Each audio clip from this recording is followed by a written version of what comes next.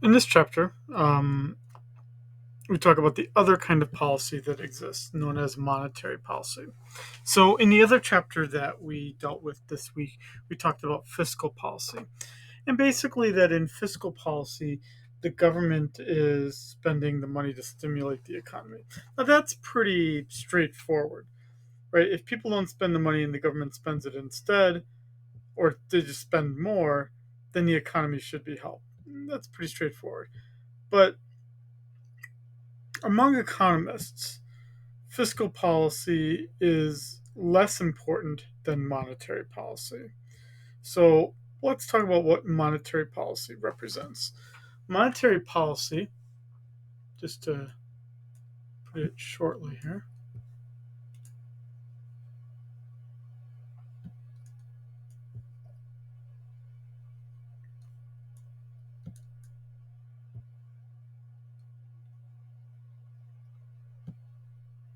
it represents changing the money supply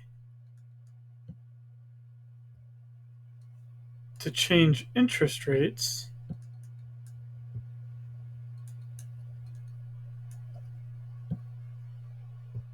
to change consumption and business spending.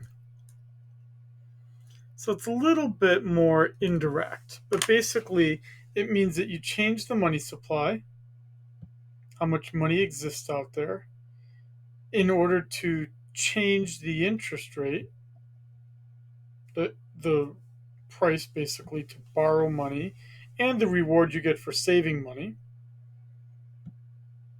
And by doing that, you then change consumption and business spending. The idea being, I'm just going to jump to the next slide so I have some space to work with here, but I actually don't want to talk about the outline. The idea being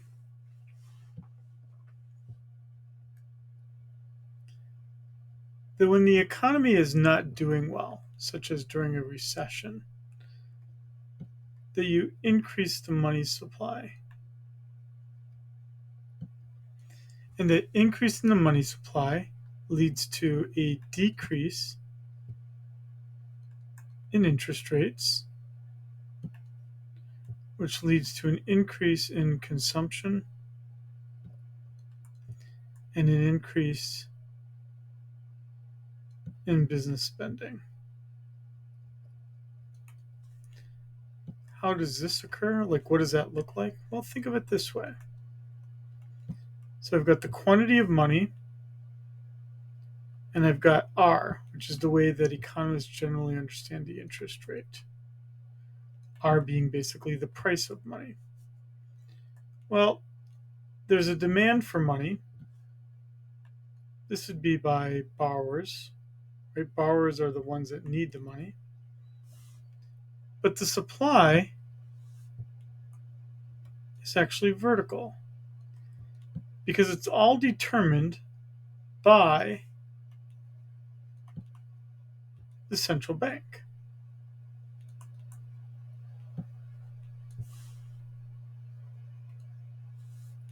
And when the money supply increases, look at what happens to the interest rate. The interest rate falls and people spend more money.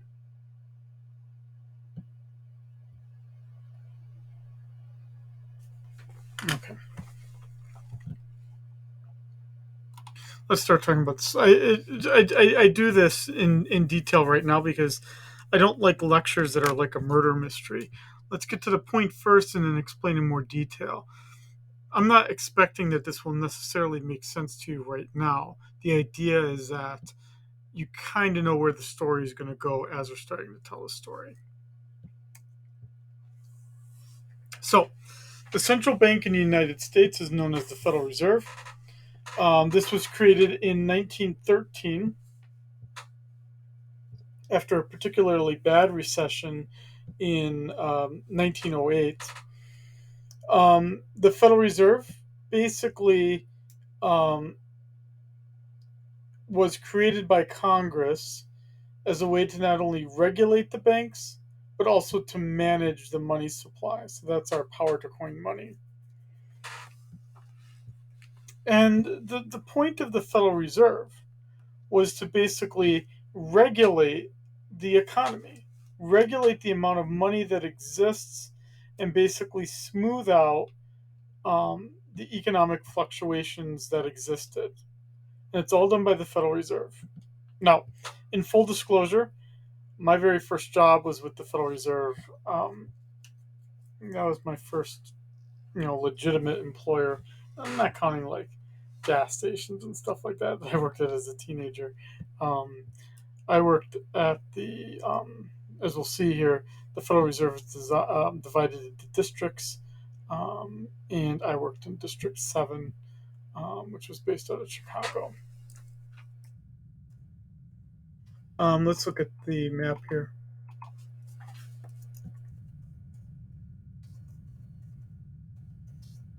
Not sure why they don't necessarily show it to you in the slides here. Um, let's look at this pretty picture. So we are part of District 12, which is based out of San Francisco. When this map was drawn up in 1913, most of the economic power was on the East Coast. So you've got, you know, half of Pennsylvania being a district, state of New York being a district, and then you have this wide expanse of a territory. Even in District 7 here, based out of Chicago, we used to drive checks around, and checks had to be processed over a pretty wide area. And obviously, District 12 is a very vast territory as well. So, the Federal Reserve in general is apolitical. Um, the districts, the 12 regional Federal Reserve banks, are all answer to the Board of Governors. So they all answer to a higher authority. These regional reserve banks are all charged with regulating the banks within their territory and reporting to the Board of Governors, basically the national organization, reporting local economic conditions. What comes to be known as um, the Beige Book. Essentially, what monetary policy is designed to do is it's designed to manage the money supply. That is the most important thing it can do. It means that you need enough money supply out there to be able to allow the economy to grow, but not so much money out there that inflation grows out of control.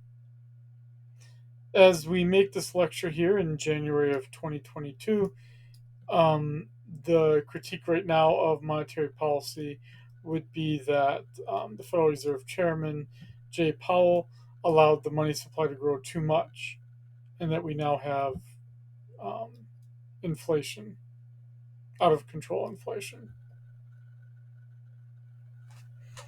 I know I did this in the last week's lecture.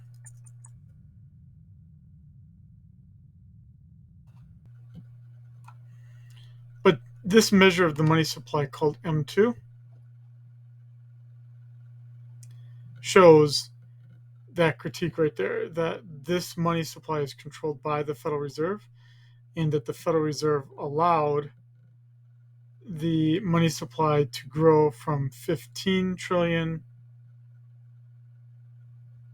to 21 trillion. And that's pretty amazing.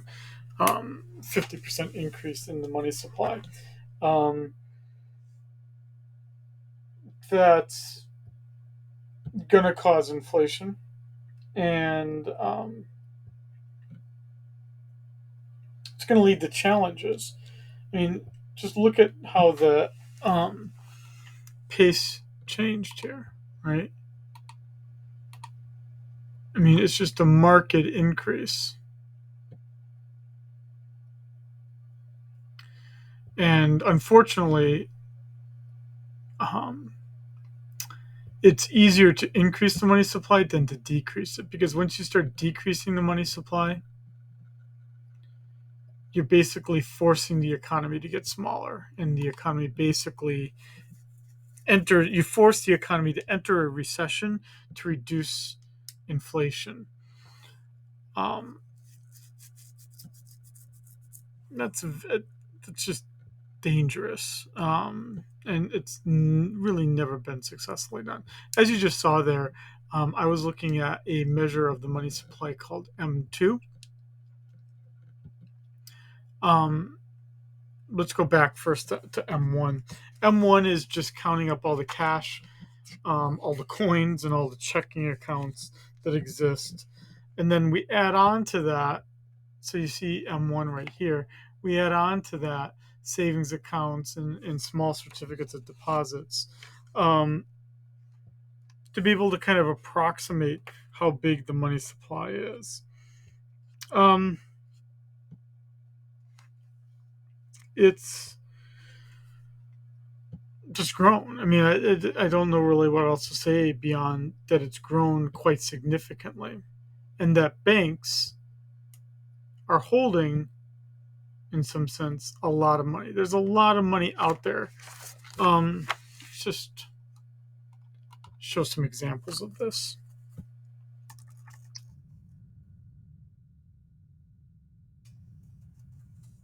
Not even sure if there's good data on this.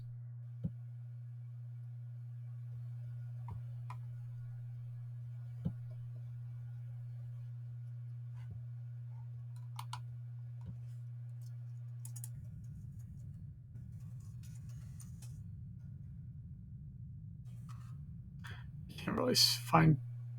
Um,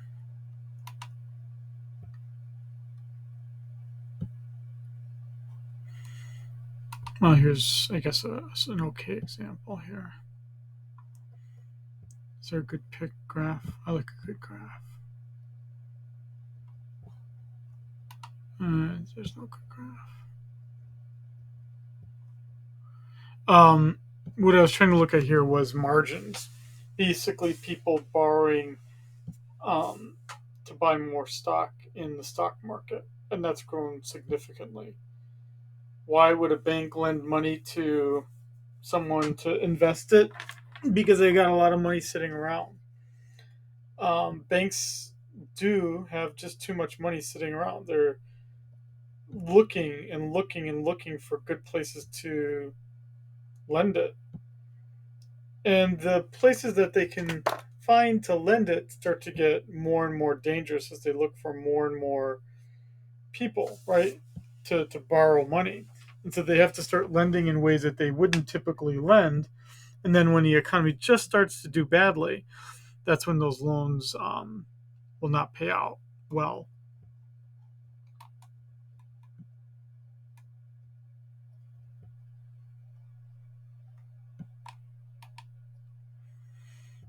Oh, did I just get rid of the? Here we go. Sorry, gang. Let's go back to this. Um, the way that the banking system exists in the United States is what's known as a fractional reserve system. What that means is that banks don't hold all of their reserves, our deposits. We have some pretty good examples of this.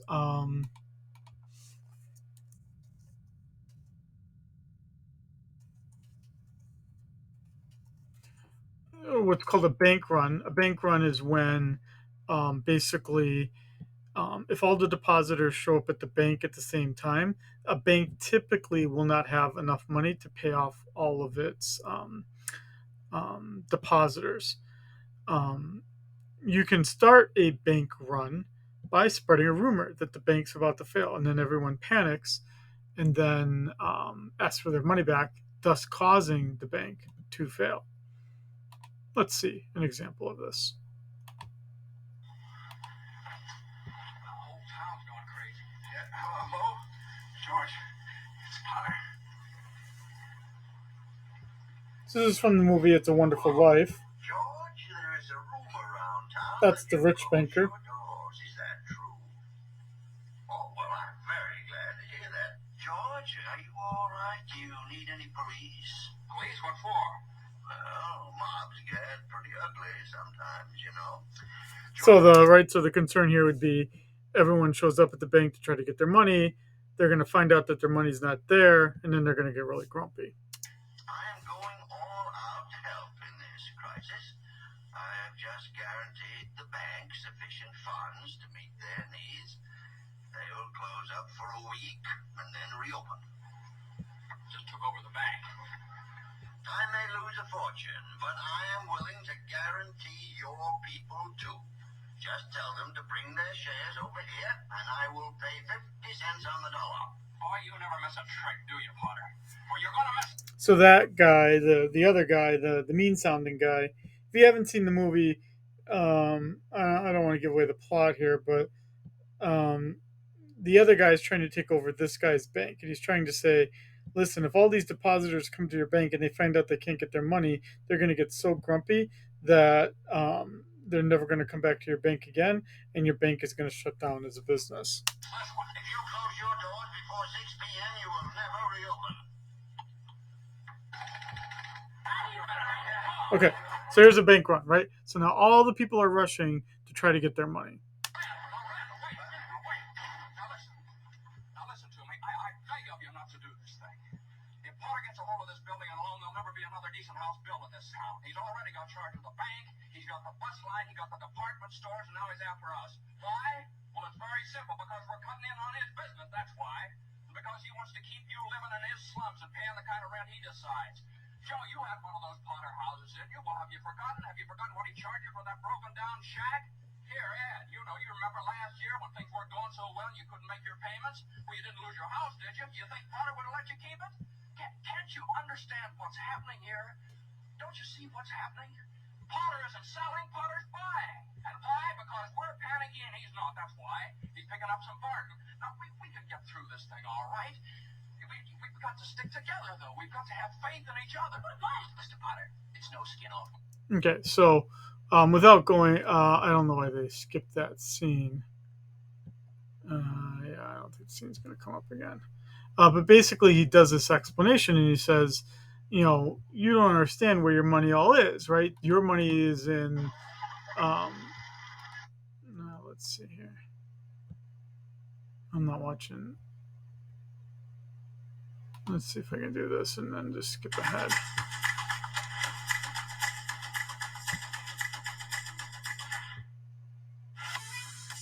Jeez, another commercial? Jeez. Don't get Spectrum. Okay, so here all the people are running to the bank. Don't look now, but there's something funny going on over there at the bank, George. I've never really seen one, but that's got all the earmarks of being a run. Yes, everyone's running. Hey, lady, you got any money in the bank? You better hurry. Let's see. I just want to get to the one scene. Here, did he guarantee this place? Well, no, Charlie, I didn't even ask him. We don't need Potter over here. I'll take mine now. No, but you're thinking of this place all wrong, as if I had the money back in a safe. The money's not here. Well, your money's in Joe's house. That's right next to yours. And in the Kennedy house and Mrs. Maitland's house. And there's the idea, is that banks make money by lending money. They pay depositors a much lower rate than what they lend it out as. And that's how a bank makes money and exists. Okay, let's go back to the actual lecture. The Federal Reserve determines that amount. It determines what amount a bank must hold as reserves. And generally that amount is held at is set at 10%. So they have to hold about 10% of all deposits as money in their vault. Everything else can be lent out. And banks try to lend out as much as they can. Although banks have been, really since the 2008-2009 crisis, been holding excess reserves, more reserves than they should. Now, there are three primary ways that the Federal Reserve or the central bank can change the money supply. The most often The clearest way that they do it is through what's called open market operations. Um, and less so, you see it through targeted interest rates and the reserve ratio. Let's go to the next slide just to look exactly at what open market operations are. So, open market operations consist of buying and selling existing government debt. If the Federal Reserve, so the Fed, so that's really saying the Federal Reserve, buys US government debt, they're going to pay for it with newly created money. They're going to print the money to buy this debt. So they're going to, in some sense, increase the money supply. M subscript S stands for money supply. They will increase the money supply, which, as we know, leads to a decrease in the interest rate. So, in other words, this is what we would call expansionary monetary policy. You would do this if the economy was not doing well. And if the Federal Reserve sells US government debt, it's going to destroy that money. So that'll lead to a reduction in the money supply, which causes an increase in interest rates. That would be known as contractionary monetary policy. You would do that if you thought the economy was doing too well.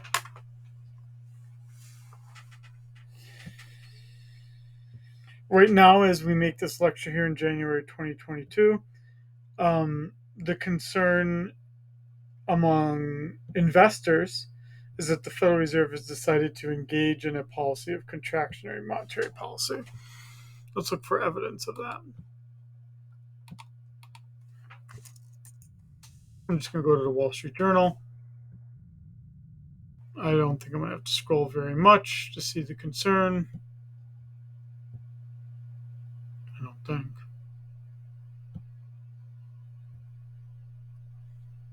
Um,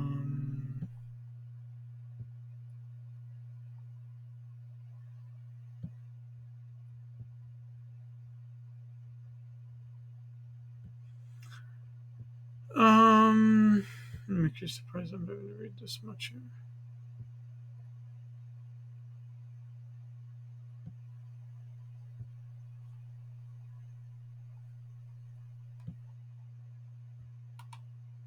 I'm just going to go to markets here.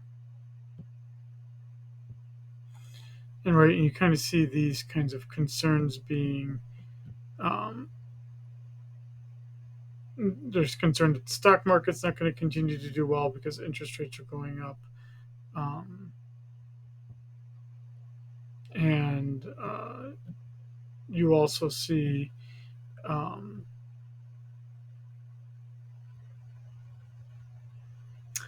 I'm just looking more here.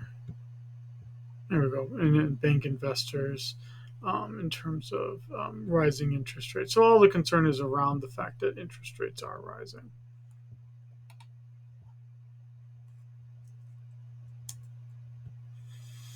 Um, when we say the interest rate, so how much bonds is it going to buy or sell? What's the interest rate that's trying to influence?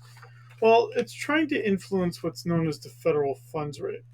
As we make this lecture here in January 2022, the federal funds rate is about zero. So that basically means money is basically free right now. And the idea is that they're going to engage in open market operations to try to raise the interest rate up to about 2 to 3% in the course of about a year.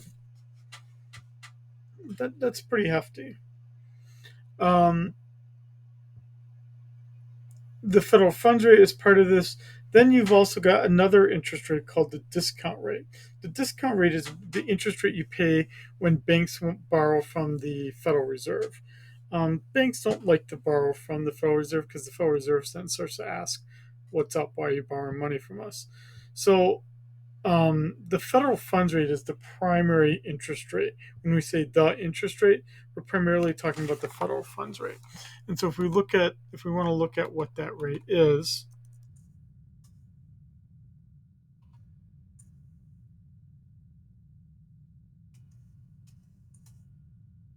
and how it's changed over time, again, we see that since the pandemic, it's been basically zero. Spreading it out greater. Last time it was that low was in the ashes of the 2008-2009 crisis, and then Janet Yellen, as chair of the Federal Reserve, started to increase interest rates in a stepwise fashion.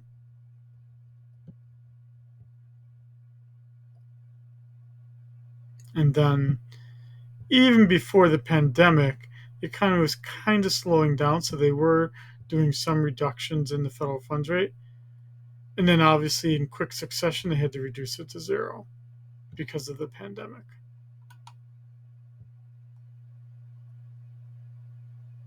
And as you can see here, what this is telling us is that interest rates are historically quite low right now.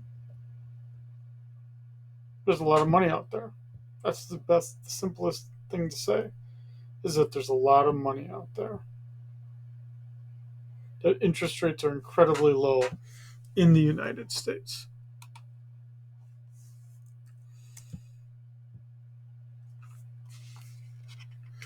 The Federal Reserve also does have some influence over. Um, the Federal Reserve does have some influence over um, what the reserve ratio is going to be, but they tend not to really interfere too much with um, how much banks can lend out because it gets again banks try to plan ahead in how much loans they make, and they don't want to be caught short.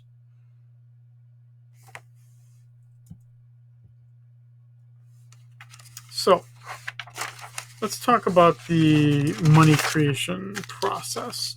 Let me try to shorten this down quite a bit here so that it doesn't get too complicated. So, the idea is that not only does the Federal Reserve create money because the Federal Reserve has that power, but um, the banks that you and I all use also create money. And they do this through the lending process. And the way that we see this is that if there's an initial, let's say, $1,000 that was created by the Federal Reserve, and that's this person one, and the Federal Reserve gave that money to person one. So the $1,000 here,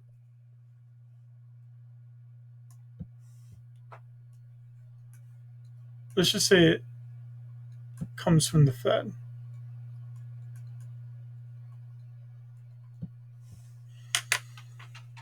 Then bank number one is going to lend out 90% of that because let's say they have to hold 10%. So bank one is going to lend person two $900. And person two is going to buy something from person three. Person three's bank is going to get that $900 deposit and lend out 90% of that. Right, so now you got $1,000 deposit that turned into a $900 deposit, which turns into an $810 deposit, and you keep taking 90% of 90% of 90% until you create a simple equation of the initial change in the money supply times 1 over the required reserve ratio, which in this case is 0.1. So 1 over 0.1 times 1,000. $1,000 turns into $10,000. The central bank only did 10% of the work. It was all the other banks in their just normal process of lending that created all the rest of the money.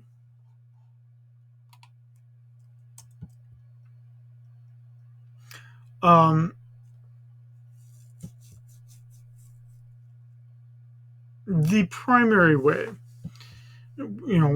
just to simplify this slide here, the primary way that the Federal Reserve is going to expand the economy is with influencing the federal funds rate through the buying and selling of bonds through open market operations. That's pretty much it. They're not going to try to alter the discount rate or the reserve ratio that much. They're going to focus on the federal funds rate and the buying and selling of bonds to do that. So if it wants to expand the economy, it's going to buy bonds and decrease the federal funds rate in an attempt to decrease the federal funds rate. Basically, they're going to reduce interest rates. They're going to increase the money supply and reduce interest rates. This is all expansionary monetary policy.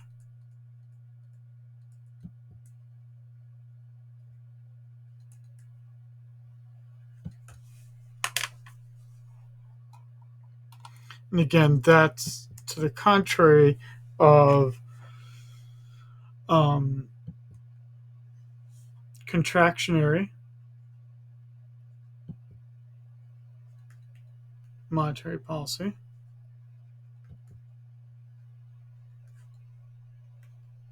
which means reducing the money supply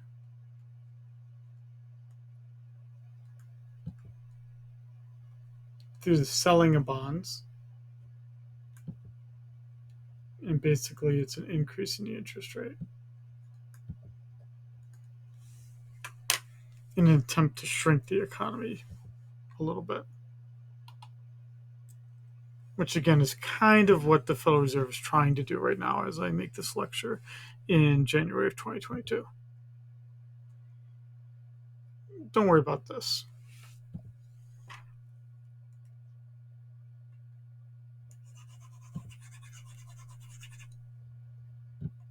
Nor the next slide. Don't worry about that.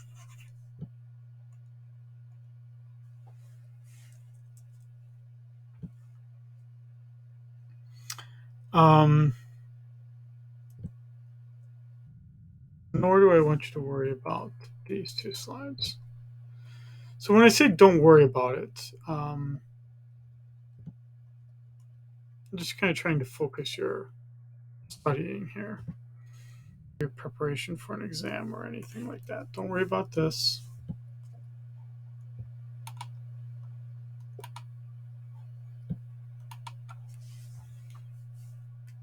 Don't worry about this.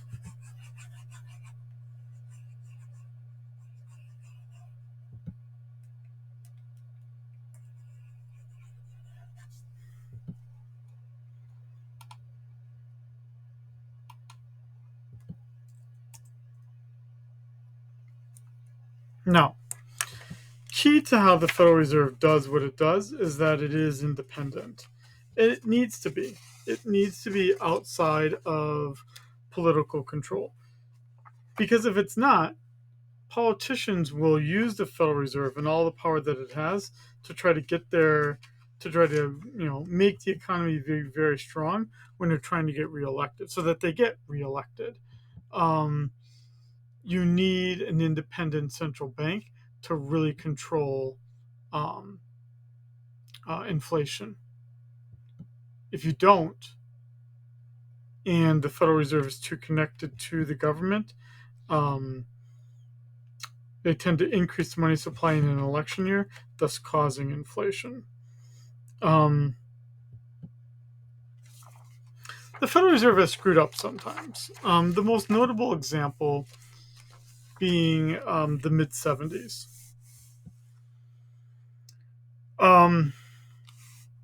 This is probably one of the darkest times in central bank history, which is only a little over 100 years old. But you kind of, this story sadly is just kind of it's starting to occur again right now. Again, as I say this in January of 2022. And so in the late 70s, the Federal Reserve was trying to counter slow economic growth by basically increasing the money supply, lowering the interest rates. You could replace that with in 2020, the Federal Reserve was battling COVID by increasing loanable funds so as to lower interest rates. The result was high inflation and even higher interest rates. Well, right now, we're seeing the high inflation, and it's leading into higher interest rates right now. And the concern is that inflation has risen so much that if it doesn't get under control in the next few months, the Federal Reserve is going to have to cause a recession in order to fix the economy, in order to dramatically reduce um, the inflation rate. So that's the scary thing. In most of our lifetimes, we've only lived under a low inflationary environment. I have to think back to being 4 years old and 5 years old to really think back to high inflation. And that's quite a long time ago. Um, as we move past that point to kind of the Reagan administration and beyond, um, the Federal Reserve, still under Paul Volcker in 1984, really didn't do that much. It didn't do much for the 1990 recession, and the 1990 recession was actually pretty minor.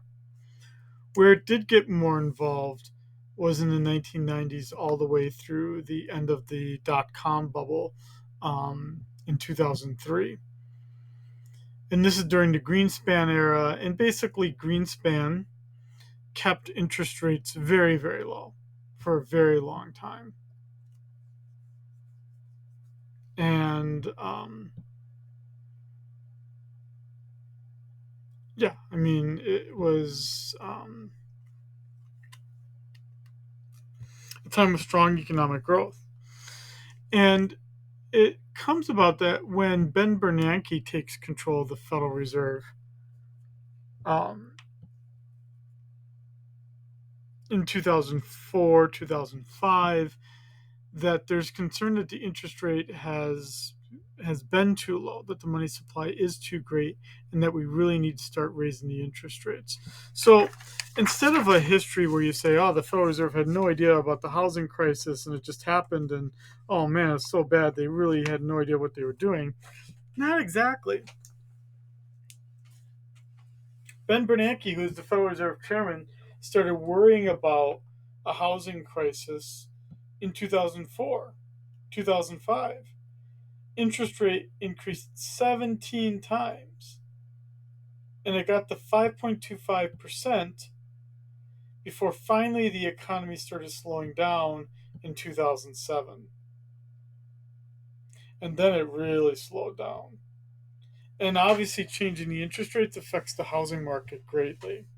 So it ended the housing bubble by 2007.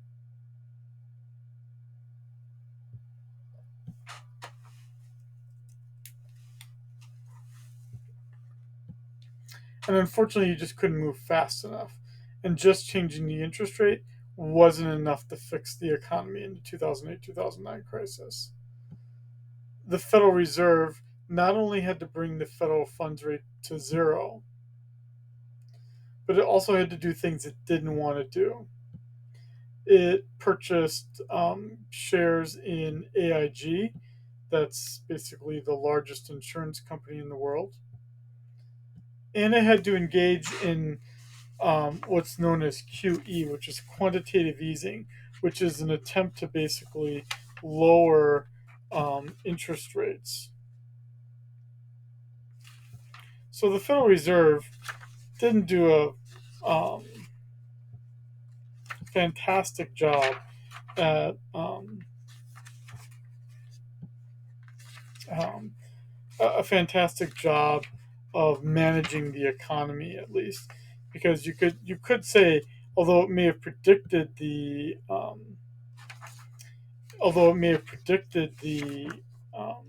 housing crisis, it didn't foresee the other problems that were going to emerge, such as the destruction of the entire banking system. Now, there's a lot more slides here to this lecture, but I kind of want to conclude it with just this kind of simple discussion that um, we're just in a, a dangerous economic time right now because there's not a lot of examples in history of the Federal Reserve being successful at reducing inflation without causing a recession. So I just want to put that out there. January of 2022, with an inflation rate that's over 7%, the only way to get that inflation rate down to the desired 2 to 3%, you're probably going to cause a recession. It's just going to be very difficult to have some other outcome than that. And much more so than um, fiscal policy and influencing the economy, it really is monetary policy where most of these changes are going to be occurring.